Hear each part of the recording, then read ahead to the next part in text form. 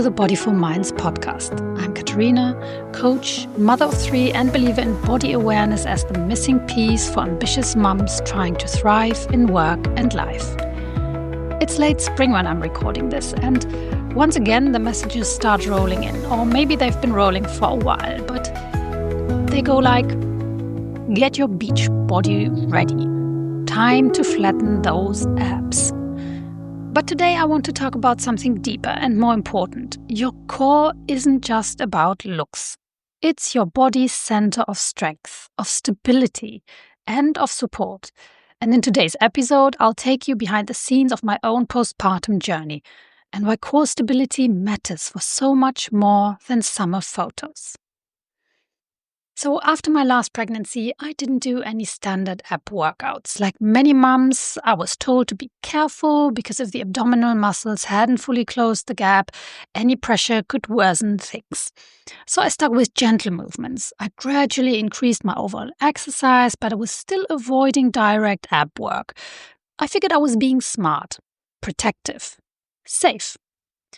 Fast forward a few years, I noticed that my lower back still had pronounced curve, and I was struggling with tension around my hips and adductors. So I did what I thought would help: more stretching, more mobility work. And yes, it brought temporary relief, but the same discomfort kept coming back. I suspected it was an old sacroiliac joint issue. I even considered going back to the doctor, but deep down I had a hunch. Could it be that I'd been avoiding my abs for too long? So I decided to start again, very gently, very intentionally. And let me tell you, those first workouts, they were hard. Not because the moves were fancy, but because my core was really underused. But I stuck with it. And here's what happened. The curve in my lower back improved dramatically.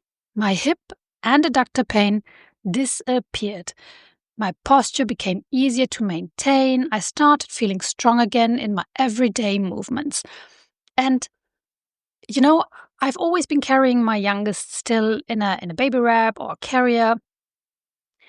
But at that point, when that pain came in, the carrying him always made it worse.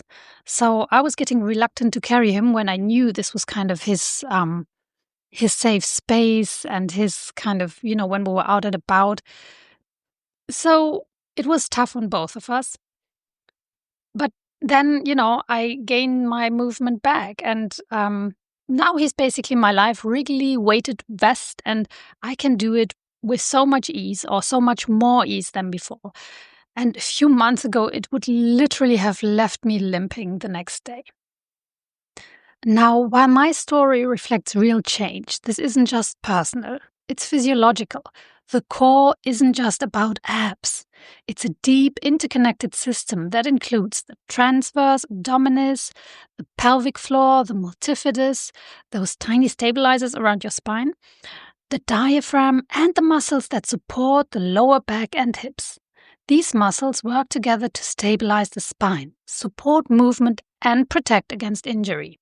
A 2013 review in the Journal of Physical Therapy Science highlighted core stability as a key factor in preventing lower back pain, improving posture, and enhancing movement control in daily life.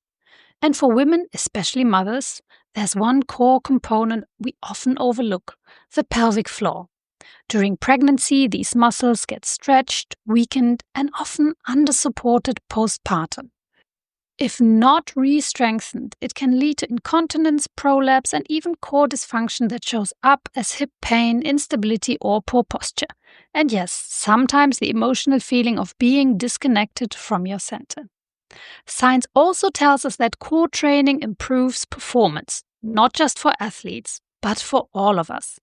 A 2018 study in PLOS ONE showed that better deep core activation improves balance, coordination, and movement efficiency. So when we skip core work or only focus on how it looks, we're missing its true power. Here's why this is especially relevant for ambitious mums. You need everyday strength.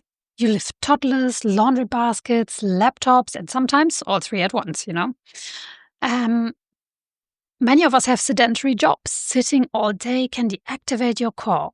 Without awareness, that disconnection can build up. And then there's sports and exercise. A strong core prevents injuries and improves your form in everything from Pilates to running to carrying groceries up the stairs. Because yes, that's also kind of exercise, right? Also, in professional presence, it makes a difference. Because your posture makes the difference. Not the stiff military kind, but that quiet uprightness that says, I'm here, I'm grounded, I know what I'm doing. When your core is strong, you sit straighter, stand taller, and move with more ease. And that shows up in meetings, presentations, even in how others respond to you. So no, you don't need to chase a six-pack this summer. You need and deserve a core that supports you. A core that holds you steady when life gets chaotic. A core that connects you back to yourself. So here's your gentle body check-in for today. Sit or stand for a moment. Take a deep breath. Notice how your body feels. Can you gently engage your lower belly? Not sucking in, just slightly activating. Feel your spine grow tall, your shoulders soften. That's your core already supporting you. Thanks for tuning in, Mama, and remember, more you, not more to do. If you found this helpful, I'd love it if you shared this episode or left a review. And if you're ready to reconnect with your body in a sustainable way, check out the links in the show notes for more resources and upcoming offers. Until next time, stay grounded and strong.